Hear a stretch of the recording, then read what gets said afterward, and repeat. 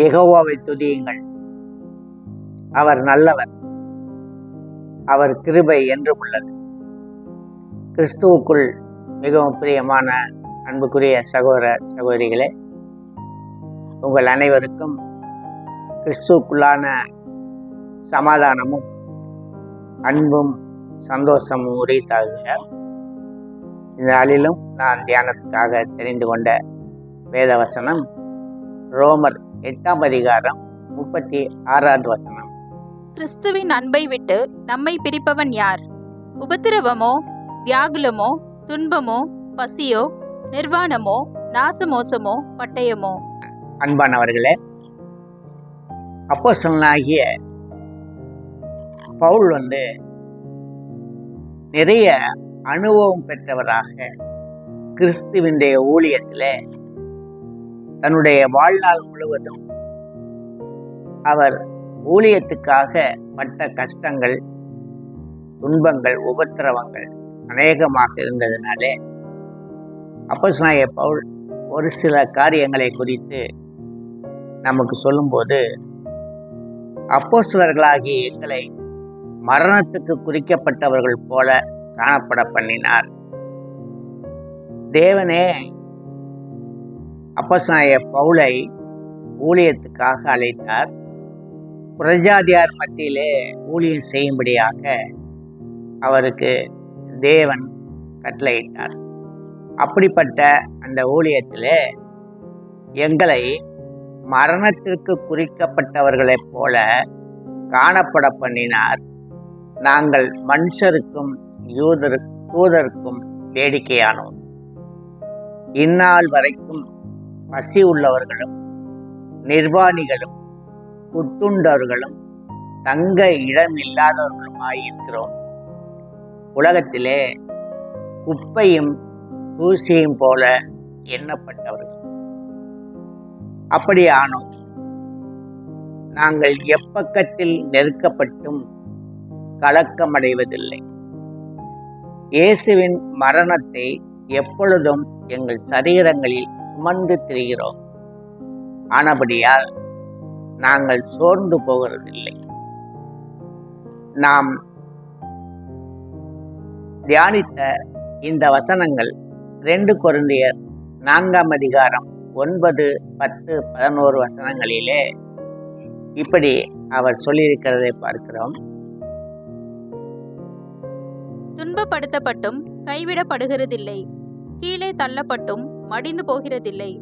கர்த்தராகிய இயேசுவினுடைய ஜீவனும் எங்கள் சரீரத்திலே விளங்கும்படிக்கு இயேசுவின் மரணத்தை எப்பொழுதும் எங்கள் சரீரத்தில் சுமந்து திரிகிறோம்.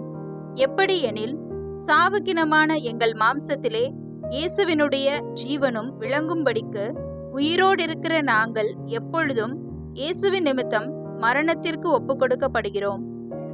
ஆகவே அன்பு சகோதரர்களே, பவுலுடைய வாழ்க்கையிலே எவ்வளவோ காரியங்கள் நடந்திருக்கிறது. அவை எல்லாவற்றையும் அவர் தொகுத்து சொல்லும்போது, உலகத்துக்கு நாங்கள் ஒரு குப்பையை போல ஆனோம் என்று சொல்லுங்கள். ஆக உலகத்தார் குப்பைகளை தூக்கி எறிவது போல, உதாசீனம் பண்ணுகிறது போல எங்களை உதாசீனம் பண்ணினார்கள். நாங்கள் எப்பக்கத்திலும் நெருக்கப்பட்டோம். ஆனாலும் நாங்கள் கலக்கமடையாதபடி தைரியமாக கிறிஸ்துவின் சுவிசேஷத்தை பிரசங்கித்தோம். ஆகவே ஆனபடியால் நாங்கள் சோர்ந்து போகிறது இல்லை. நாங்கள் எப்பொழுதுமே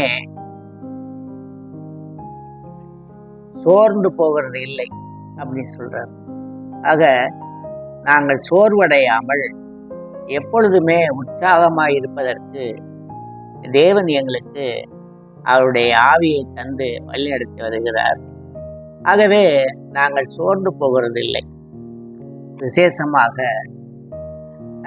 ரோமர் 8ஆம் அதிகாரம் 35ஆம் வசனம் முதல் 39 வசனங்களை நாம் வாசிக்கும்போது,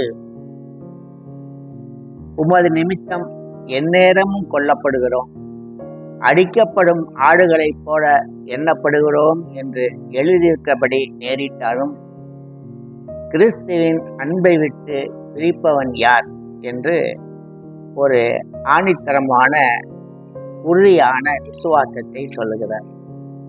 ஆக கிறிஸ்துவின் அன்பை விட்டு எங்களை பிரிப்பவன் யார்? கிறிஸ்துவின் அன்பை விட்டு யாராலும் எங்களை பிரிக்க முடியாது என்ற அந்த ஒரு வாசகத்தை நம்ம வாசிக்கலாம்.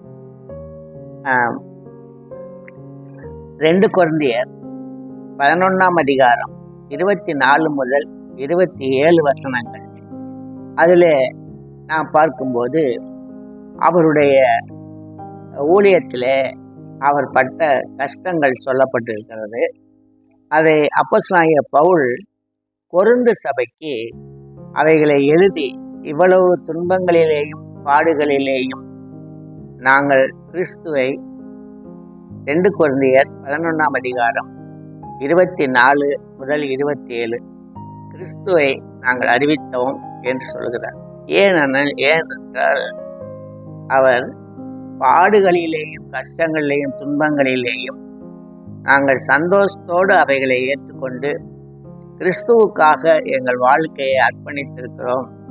அதுபோல நீங்களும் உங்களுடைய வாழ்க்கையை அர்ப்பணித்து, நான் எப்படி கிறிஸ்துவை பின்பற்றினோ அதுபோல நீங்கள் என்னை பின்பற்றுங்கள், என்னை பின்பற்றி கிறிஸ்துவை பின்பற்றுங்கள் என்று அவர் சொல்லுகிறார். வாசிக்க கேட்போம். 24ஆம் வசனம். யூதர்களால் ஒன்று குறைய 40 அடியாக 5 தரம் அடிபட்டேன். அப்போஸ்தலனாகிய பவுல் தன்னுடைய வாழ்க்கையில பட்ட கஷ்டங்களை சொல்லும்போது, யூதர்களால் விசேஷமாக அவர் யூதர்களால் அநேக துன்பங்களை அடைந்தார்.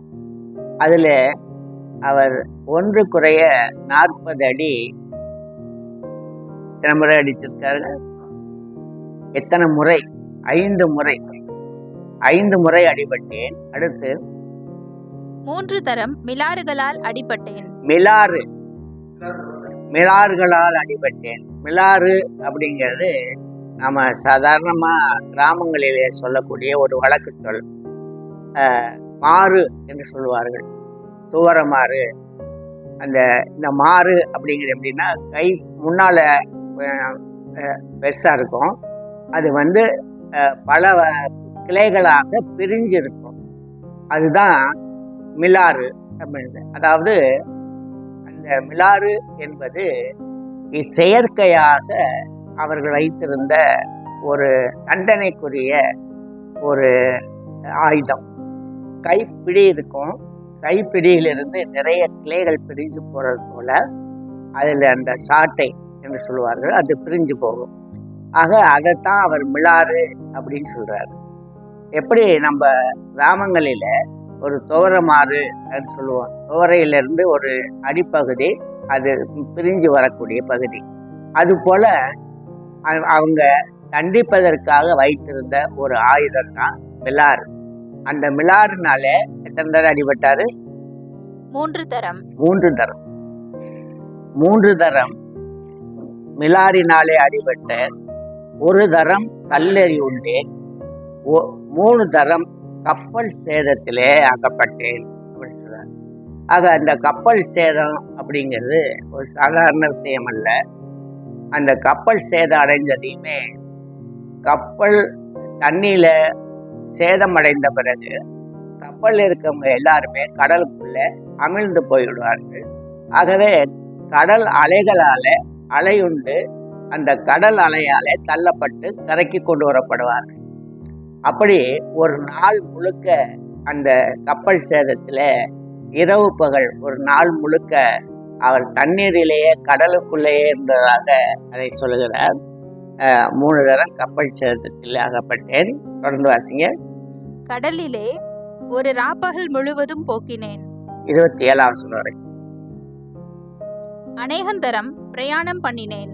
ஆறுகளால் வந்த மோசங்களிலும் கல்லரால் வந்த மோசங்களிலும் என் சுய ஜனங்களால் வந்த மோசங்களிலும் அந்நிய ஜனங்களால் வந்த மோசங்களிலும் பட்டணங்களில் உண்டான மோசங்களிலும் வனாந்தரத்தில் உண்டான மோசங்களிலும் சமுத்திரத்தில் உண்டான மோசங்களிலும் கள்ள சகோதரத்தில் உண்டான மோசங்களிலும் பிரயாசத்திலும் வருத்தத்திலும் அநேக முறை கண் விழிப்புகளிலும் பசியிலும் தாகத்திலும் அநேக முறை உபவாசங்களிலும் குளிரிலும் நிர்வாணத்திலும் இருந்தேன். அவரு சொல்ற ஒவ்வொரு காரியத்தையும் நாம் சிந்திப்போமானால் ரொம்பவும் அவர் அந்த விஷயங்களில அவர் தன்னுடைய அனுபவத்தை அங்க சொல்றார். விசேஷமா இப்ப நாம சிந்திக்கக்கூடியது ஒரு காரியம் என்னன்னு கேட்டீங்கன்னா, கள்ள சகோதரர்களால் மோசம் போயிருக்கேன் அப்படின்ற. அதாவது சகோதரன் எனப்பட்டவன் அவன் தேவனுக்கு பயந்து தன்னுடைய சகோதரனை நேசிக்க வேண்டும் என்பது தேவனுடைய சித்தமும் நம்முடைய இரட்சகராகிய இயேசு கிறிஸ்துவுடைய கட்டளையுமாயிருக்கு. ஆனா சகோதரன் எனப்பட்ட நிலைமையில இவரோடு கூட வந்து இவரோடு கூட ஊழியர் செய்து கடைசியில அவன் கள்ள சகோதரனா மாறுறான். அது அவருக்கு ரொம்ப ஊண்டிங்கா இருக்கு, மனசுக்கு ரொம்ப வேதனையா இருக்கு. அதை இந்த இடத்துல அவர் சுட்டி காட்டுறார். கள்ள சகோதரர்களால் வந்த மோசமும் இப்படி அடுத்து அவர் சொல்லும்போது தொடர்ந்து வாசிங்க. சுய ஜனங்களால் வந்த மோசங்களிலும். சுய ஜனங்கள் அப்படிங்கும்போது யூத ஜனங்கள். இந்த யூத ஜனங்கள் தான் அவருக்கு ரொம்பவும் அவங்க தொல்லை கொடுத்துருக்காங்க. புறஜாதியார் கூட அவ்வளவாக அப்போஸ்தலனாகிய பவுலுக்கு வரவேற்பு தான் கொடுத்து அவருடைய சுவிசேஷத்தை கேட்டிருக்காங்களே ஒழிய, இந்த சுய ஜனத்தால் தான் அவர் ரொம்பவும் துன்பப்பட்டிருக்காரு அப்படின்னு பல இடங்கள்ல அவருடைய நடவடிக்கைகளை பார்க்கிறோம். தொடர்ந்தாருங்க. அந்நிய ஜனங்களால் வந்த மோசங்களிலும், பட்டணங்களில் உண்டான மோசங்களிலும், வனாந்தரத்தில் உண்டான மோசங்களிலும், சமுத்திரத்தில் உண்டான மோசங்களிலும், கள்ள சகோதரரிடத்தில் உண்டான மோசங்களிலும், பிரயாசத்திலும் வருத்தத்திலும், அநேக முறை கண்விழிப்புகளிலும், பசியிலும் தாகத்திலும், அநேக முறை உபவாசங்களிலும் குளிரிலும் நிர்வாணத்திலும் இருந்தேன். ஆடை இல்லாமல் குளிரில் நிர்வாணத்துல இருந்தேன் அப்படின்னு சொல்லும்போது, நிர்வாணம் அப்படிங்கிற ஒரு அந்த நிலைமையில அவர் இல்லை. ஆனாலும் ஒரு குளிருக்கு ஒரு உடம்ப தாங்கி கொள்ற அளவுக்கு ஒரு ஆடை அவரிடத்துல இல்லை. அதுதான் நிர்வாணம் அப்படின்னு சொல்றாரு. ஆக இதெல்லாம் நம்ம பார்க்கும்போது அவர் எவ்வளவோ கஷ்டங்களை கிறிஸ்துவுக்காக அவர் அனுபவித்திருக்கார். விசேஷமாக சுய ஜனங்கள் மத்தியிலையும் அந்நிய ஜனங்கள் மத்தியிலையும் இந்த பாடுகளை எல்லாம் பட்டேன். தனிப்பட்ட முறையிலே நான் பட்ட கஷ்டங்களுக்காக நாங்கள் சோர்ந்து போவதில்லை. நாங்கள் உற்சாகமாக தான் தேவனுடைய ஊழியத்தை, கிறிஸ்து எனக்கு கற்பித்த அந்த சுவிசேஷத்தை மற்றவர்களுக்கு நான் ஜீவனுக்கு ஏற்ற ஊழியத்தை செய்தேன் அப்படின்னு சொல்லிட்டு தொடர்ந்து எவ்வளோ கஷ்டங்களை பட்டனே, இதெல்லாம் என்னை ஒண்ணுமே செய்யல. தொடர்ந்து வாசிங்க. இவை முதலானவைகளை அல்லாமல் எல்லா சபைகளை குறித்தும் உண்டாயிருக்கிற கவலை என்னை நாள்தோறும் நெருக்குகிறது. சபைகளை குறித்த கவலையும் அவரை நாள்தோறும் நெருக்கியது என்று சொல்கிறார். இப்படி அவர் பல கஷ்டங்களை அனுபவித்து அதில் நாங்கள் சோர்ந்து போகாமல் உற்சாகத்தோடு தான் எங்களுடைய பணியை நாங்கள் செய்தோம் என்று சொல்லிட்டு அடுத்து அவர் சொல்றத நாம் சிந்திக்கிறோம். வாசிங்க. இவை முதலானவைகளை அல்லாமல் எல்லா சபைகளை குறித்தும் உண்டாயிருக்கிற கவலை என்னை நாள்தோறும் நெருக்குகிறது.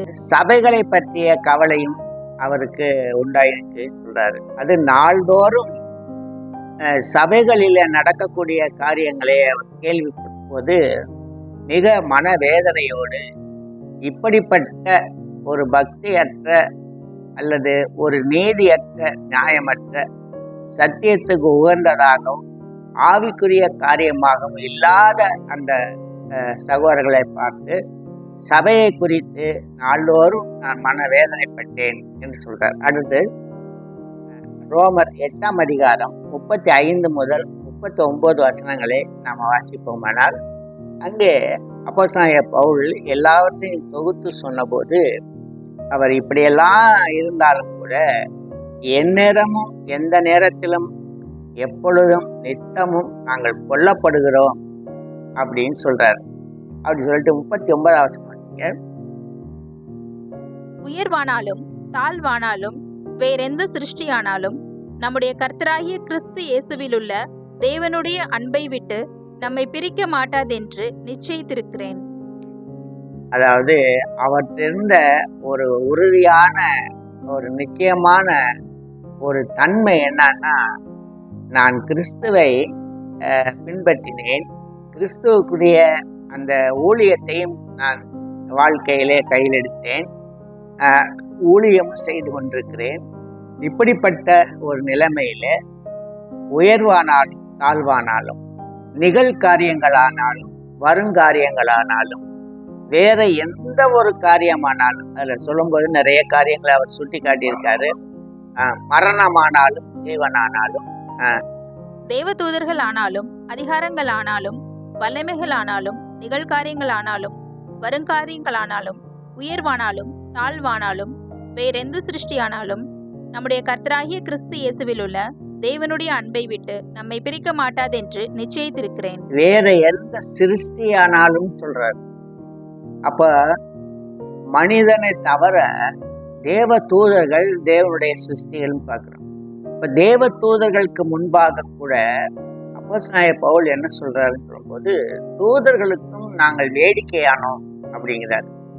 அப்ப இந்த தூதர்களானாலும் வேற எந்த சிருஷ்டியானாலும் என்ன ஒரு நிகழ்வானாலும் மரணமானாலும் ஜீவனானாலும் அவர் சொல்லுகிற ஒவ்வொரு வார்த்தையும் நாம் சிந்திக்கும் போது எந்த ஒரு செயலாவது கிறிஸ்துவின் அன்பை விட்டு எங்களை பிரிக்க மாட்டாது என்று நிச்சயித்திருக்கிறேன் சொல்கிறார்.